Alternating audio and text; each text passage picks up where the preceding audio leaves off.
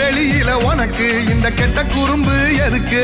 கிட்ட நெருங்கு நான் உனக்கு ஒரு பட்டம் கொடுக்கிற இருக்கு. இருடி தின்ன அரிசி அதிகம் தெரியாதா உனக்கு? பொண்ண பெத்தவளை பார்த்தா கோயிலே கட்டு வேண்டியாத்தா. ஒன்னே பெத்தவளை பார்த்தா கோயிலே கட்டு வேண்டியாத்தா.